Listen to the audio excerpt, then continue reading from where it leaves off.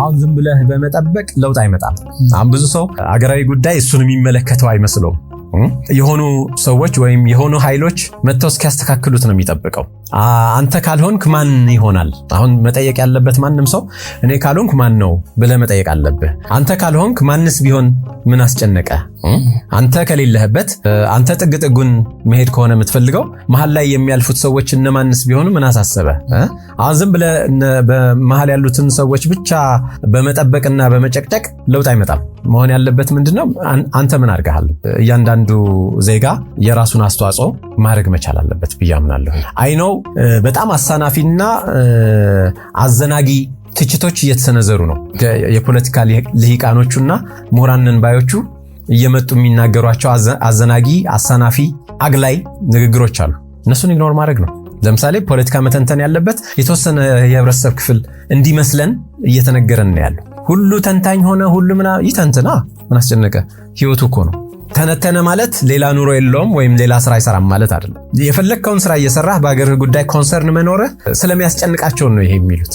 ሊኖርህ ይገባ። ኢግኖራንት ሆነ አገር አይለወጥም። እኔ ምን አገባኝ፣ እኔ የለሁበትም፣ እኔ ፖለቲካ አልወድም፣ እኔ ምናምን አልወድም ካልክ በቃ የተጫነብህን ሁሉ መቀበል አለብህ። እንዲህ እንድትል የሚያበረታቱህን ደግሞ መኮነን አለብህ፣ ቻሌንጅ ማድረግ አለብህ። ያገባሃል። ፖለቲከኛ ተብሎ የተፈጠረ ሰው የለም፣ ወይም የፖለቲካ ጉዳይ እንዲተነትን ተብሎ የተፈጠረ ሰው የለም። ራሱን ነው እዛ ጋር ያስቀመጠው። ስለዚህ አንተም ልትሆን ትችላለህ ማለት ነው። ኮንሰርን ሊኖረን ይገባል። ኮንሰርናችን ግን ፖዚቲቭ እና ሊያግባባ የሚችል አብሮ ሊያኖረን የሚችል የሚያከባብረን ይሁን ነው ጥያቄው መሆን ያለበት እንጂ እንትና ተንታኝ እንትና ተመልካች ልትሆን አልተፈጠርክም። ስለዚህ ሁሉም ኢትዮጵያዊ ኮንሰርን ሊኖረው ይገባል። አገሩ ሰላም ሆኖ ቢሆን ኖሮ we don't care እኮ አይደል? አሁን ይሄ ሀገር ሰላም ሆኖ ሰብአዊ መብቴና ዴሞክራሲያዊ መብቴ እንደሚከበርልኝ እርግጠኛ ብሆን እመነኝ ሰለሞን ሹምዬ እዚህ ጋር ቁጭ ብሎ ፖለቲካ ሲያወራ አይውልም። ሌላ ብዙ ሊሰራ የሚችለው አማራጭ አለው። መብትህ ሲጣስብህ ኢንቫይሮንመንቱ ሳይመችህ ሲቀር ነው ኮንሰርንድ የምትሆነው። ብዙ ሰው ፖለቲከኛ ሆነ ማለት ኢንቫይሮንመንቱ ልክ አይደለም ማለት ነው። ብዙ ሰው የፖለቲካ ኮንሰርን ኖረው ማለት ኢንቫይሮንመንቱ ያልተስተካከለ ብዙ ችግር አለው ማለት ነው። አልበለዚያ ቢመችህ የፈለከውን ስራ በነፃነት ሰርተህ የፈለክበት ተንቀሳቅሰህ የቻልከውን ያክል ሀብት አፍርተህ ሰላማዊ ኑሮ የመኖር ሁኔታዎች ከተመቻቹልህ ብዙ ግድ የለውም። መብትህን በጣም የምትንገበገበው ስትነጠቅ ነው። እንደተከበረልህ እርግጠኛ ስትሆን ብዙ ጥያቄ አይኖርህም። ሰዎች ብዙ ጥያቄ የሚኖራቸው ያጡት ነገር ሲኖር ብቻ ነው። ያከበርክላቸውን ነገር አይጠይቁም። ስለዚህ they live their life በቃ ሰላማዊ ኑሯቸውን መኖር ነው የሚመርጠው። ማንም ሰው መኖር ነው የሚፈልገው። ቀደም ያልኩት እኔ አሁን መኖር ነው የምፈልገው። ካልተመቸኝ ግን ያለኝ አማራጭ የኑሮና የከባቢው ሁኔታ እንዲስተካከል ጥያቄዎችን ይዤ ቻሌንጅ ማድረግ ምርጫ የለኝም አይደል? ልክ እንደዛ ሌላው ምርጫ የለውም። እና እኔ ብቻ ልተንትን እናንተ አዳምጡ ማለት አግባብ አይደለም። ማንም ሰው በሚያገባው እና በሚፈልገው ልክ ሐሳብ መስጠት ነፃነቱ መከበር አለበት። ልንተቸው፣ ልናንቋሽሸው፣ ልንነቅፈው ምናምን ተገቢ አይደለም። ምቹ ከባቢ መስጠት ነው ከፖለቲከኞቻችን የሚጠበቀው።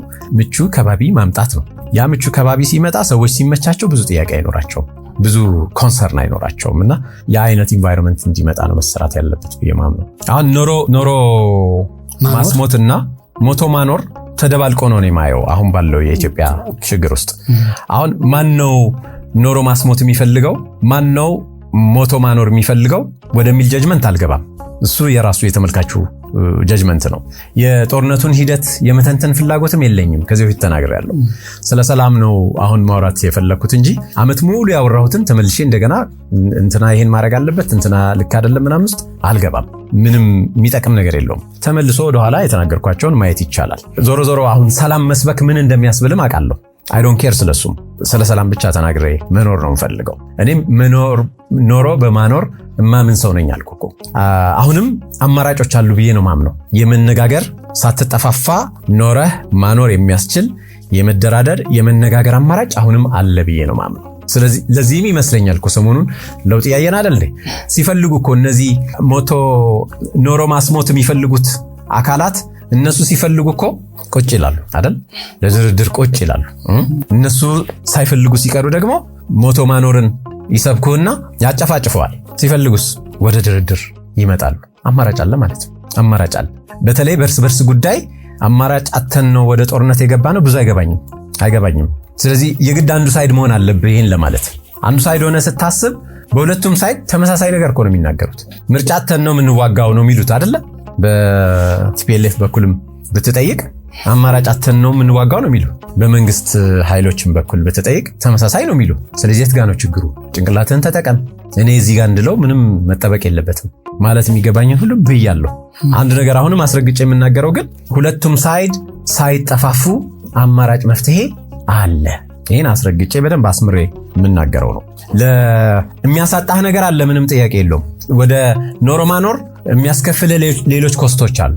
ኖረህ ማኖር ከሆነ መመሪያ አሳልፈ የምትሰጣቸው ነገሮች ይኖራሉ፣ and ኮምፕሮማይዝ የምታደርጋቸው ነገሮች አሉ።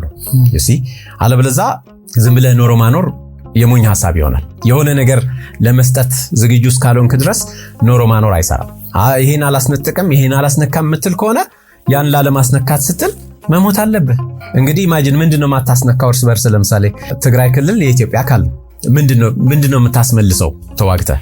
ከዛም ሳይድ ያሉት በተመሳሳይ ማለት ነው። አንድ ሳይድ ብቻ እናስበው። የትግራይ ክልል በኩል ያሉ ተዋጊዎችስ ምን ለማስመለስ ነው የሚዋጉት? እስቲ ንገረኝ። ምን ለማስቀረት ነው? ሁሉም ኢትዮጵያ ነው። ትግራይ ክልልም ኢትዮጵያ ነው፣ ቀሪውም የኢትዮጵያ ክፍል ኢትዮጵያ ነው። ምን ለማስቀረት ነው? የማንን ደህንነት ለመጠበቅ ነው እነዚህ እየተዋጉ ያሉት? የኢትዮጵያ መከላከያ ሰራዊት እኮ የትግራይንም ህዝብ ደህንነት ሊጠብቅ ነው ፕሪንሲፕል አይደለም እናወራው። ለምንድን ነው ስጋት የሆነባቸው? የትግራይ ክልል አንደር ኢትዮጵያ ያለ ክልል አይደል እንዴ? ምንድነው ከዚህ ጀርባ ያለው ነው ጥያቄው መሆን ያለበትና ለኔ ያገባኝ። ኖሮ ማኖር ይቻላል ምን ማለት ነው? ቁጭ ብለህ ስትደራደር እስል መጀመሪያውኑ ማለቴ ነው። አሁን ስላለንበት ሁኔታ ራስህ ማገናዘብ ትችላለህ። መጀመሪያም ግን ለምን ፍላጎት ነበር ይሄ ጦርነት የመጣው ብለህ መጠየቅ ነው። ምን ለማትረፍ? ትግራይ ክልልስ ምን ሊያተርፍ ፈልጎ ነው? ቀሪው የኢትዮጵያ ክፍልስ ምን ሊያተርፍ ፈልጎ ነው?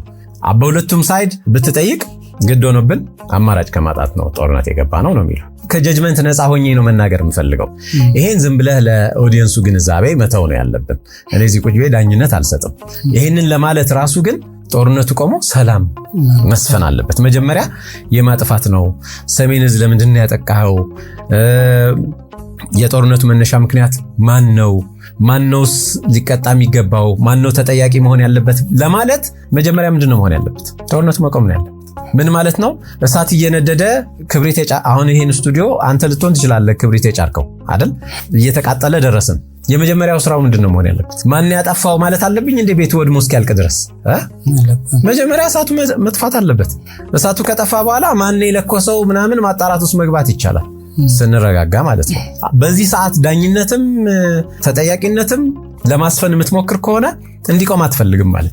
እሳቱን ትተህ ማን ነው የለኮሰው? አንተ ነህ እኔና አንተ ብንጨቃጨቅ ተጨማሪ ውድመት ከማምጣት ውጪ ምን ቀይረው ነገር አለ? መጨረሻም እኮ ላንተማመን እንችላለን። ቤቱም ተቃጥሎ ግን እኔ እናንተም ላንተማመን እንችላለን። ለማጥቅም ነው ጦርነቱ መቀጠል ያለበት ነው። ደማቸው የሚፈሱት የህግ አስከባሪዎቹ ወይም የህግ ጣሾቹ አይደለም። ሌላው ምስኪኑ ሶሳይቲ እኮ ነው ደሙ እየፈሰሰ ያለው አይደል? መጀመሪያ የደም ጎርፍ መቆም አለበት። ከዛ በኋላ ቁጭ ብለህ ተፈራረድ፣ ተጠያየቅ። የድርድሩ አካል መሆን አይችልም እንዴ? አልኩ እኮ አሁን ተጠያቂነትም ለማስፈን ህግ ታከብራለህ አላከብርምም ለመባባል መጀመሪያ ሰላም መስፈን አለበት። ጥይት መተኮስ መቆም አለበት። የሰው ህይወት መቀጠፍ መቆም አለበት። ከዛ በኋላ ተፈራረድ፣ ተካሰስ እንደፈለከው። ሌሎችም ኦፕሽንስ ማንንም ወንጀለኛ አድርግ እኔ አይመለከተኝም። መጀመሪያ ግን ይሄ ዝም ብሎ እየሄደ በሁለቱም ሳይድ የሚማገደው ህዝብ ደሙ መፍሰስ መቆም አለበት። እሱ ነው ሊያሳስብህ የሚገባው። ህግ ለማስከበርም ብለህ ቢሆን እኮ ብዙ ህይወት ማጥፋት ግድ ነው ወይ ነው ጥያቄው። ህግ የምታስከብረው ለምን ነው? ፐርፐዙ ምንድነው? የዜጎችን ደህንነት ለመጠበቅ አይደል እንዴ?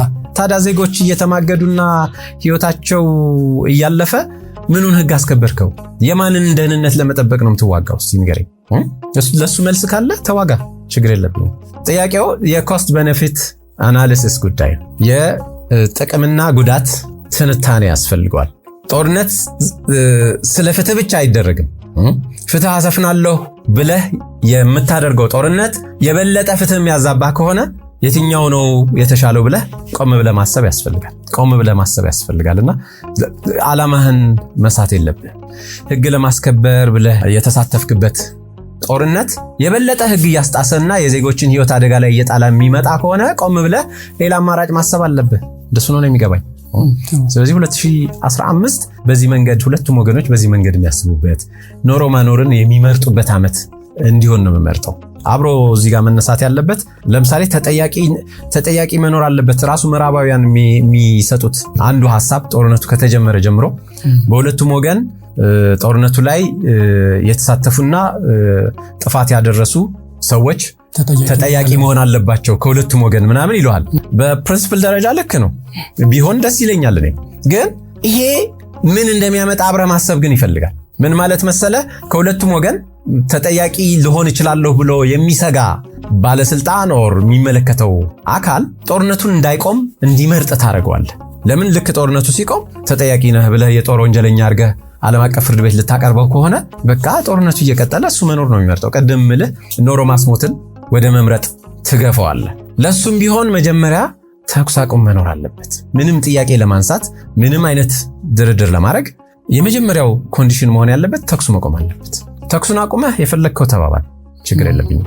ከዛ ምን ይሆናል መሰለ ኦኬ የተኩስ ማቆሙን ከተስማሙ በኋላ ለድርድር ሲቀመጡ ምን ያክል ትራንስፓረንት ይሆናል ድርድሩ ባላቀም እዛ ላይ በሁለቱም ወገን ለምሳሌ በጄኖሳይድ የሚጠየቁ አካላት ካሉ መጠየቅ አለባቸው። በጦር ወንጀለኝነት የሚጠየቁ አካላት ካሉ መጠየቅ አለባቸው። የለባቸውም እዛ ድርድሩ ላይ ያቀርቡታል። ከዛ ተጠያቂ መኖር የለበትም የሚል ካለ አትሊስት በአንድ አቋም ሳይድ እንድትይዝ ያደርጋል። እሺ በሰከነ ሁኔታ ውይይት በሌለበት ሁኔታ ማን ተጠያቂነትን እንደሚሸሽ ማን ተጠያቂነትን እንዲኖር እንደሚፈልግ እርግጠኛ ባልሆንክበት ሁኔታ ዝም ብለህ ግራና ቀኝ ነገሩን ማባባስ ምን ይጠቅማል? መጀመሪያ ጦርነቱ ይቆም፣ ቀጣዩ ህይወት እንዳይጠፋ ይሁን። ለኔ በጣም አሳሳቢው እሱ ነው። የሚቀጥለውን ህይወት እንዳያልፍ እርምጃ ከወሰድክ በኋላ ስላለፈው ህይወት ትጠያየቃለህ። አለበለዚያ ገና ጦርነቱ እየተካሄደ ተጠያቂነት መኖር አለበት ስትል ምን እያልክ ነው? ላለመጠየቅ ቀጥሉ ብለህ እንደማበረታታት ነው ማስበው። ተጠያቂነትን በመሸሽ እየተዋጉ እንዲቀጥሉ ማበረታታት ነው አርጌ ማስበውና ሁላችንም ትኩረታችን መሆን ያለበት ቀጣዩ ደም እንዳይፈስ ጦርነቱ መቆም አለበት።